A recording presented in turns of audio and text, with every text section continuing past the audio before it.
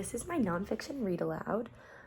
It's geared towards kindergarten through third grade, but we're going to use this book today as an integration piece between science and literacy. This is a book that I would have my students read before they start to learn about life cycles of plants and all of that good stuff. So this is a really good introduction, and I'm really excited to go ahead and read this. So like I said, kindergarten through third, for an independent read, it's probably a D or E level book, maybe a little bit higher on the backside of E, closer to F.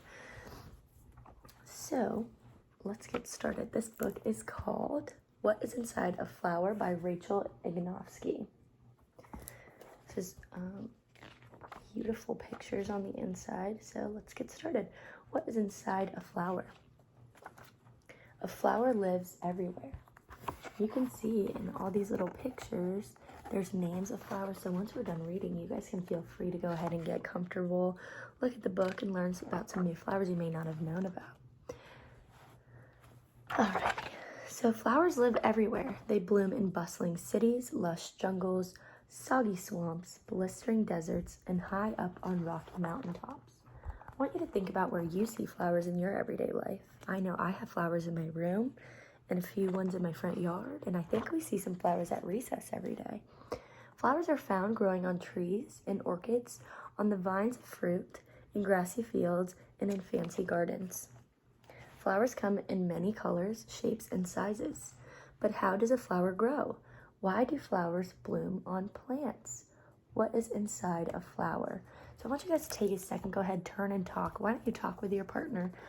Tell your partner why you think flowers bloom on plants. Go ahead and take some time to talk to your partner. It's okay if you don't know, just brainstorm a little bit. I'm sure we'll find out as we keep reading. A flower starts as a seed underground. The seed will begin to grow roots in its first leaves. Above ground and below, bugs, bacteria, fungi all munch, crunch, and wiggle their way through the dirt. By breaking down waste, decomposers make new soil. Soil is the perfect place for a seed to grow into a flower. Where's a good place for a seed to grow into a flower? Good, soil.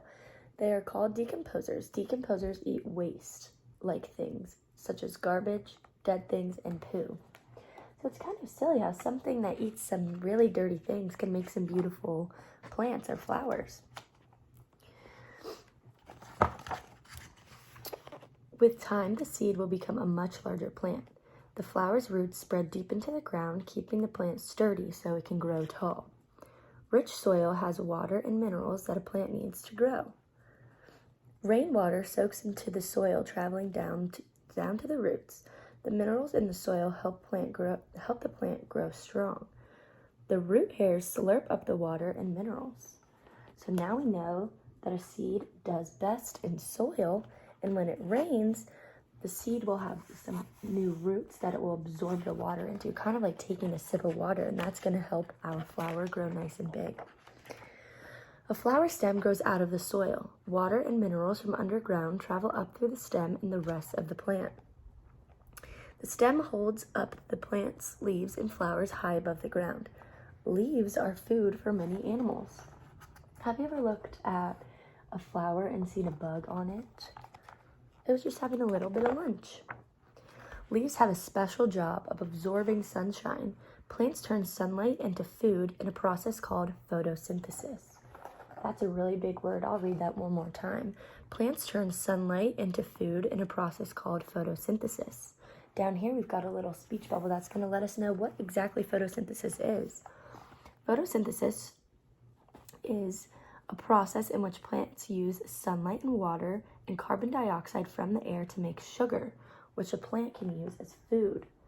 So I want you to think, before reading this page, do flowers have tummies or mouths? No, so how do we think that they would eat? Kind of tricky, huh? But now we know that through this process of that big word called photosynthesis, they get to eat through the absorption of sunlight. So imagine if you were really hungry and you went outside and the sun was beaming down on you, and then all of a sudden you're full. That's kind of how that works for a flower. During photosynthesis, plants also like to make fresh air. So when you go outside and you say, fresh air, carbon dioxide from the air goes and fresh oxygen comes out. Plants make oxygen in the air that everyone breathes. So all the air we get to breathe every day comes from plants. Just like people need food to grow big and strong, a flower needs sunshine, water, and minerals to grow. When a flowering plant gets big enough, buds will appear. How many of you have seen a flower before it's bloomed? Do you know? Well, those little things are called buds, and each bud, little by little, opens until it blooms into a beautiful flower. I would continue to read this book all the way through with a little more turn and talks in there. And then I was thinking, because it's a science nonfiction book, we could use this as an integration to the science lesson where students begin to learn about how plants grow.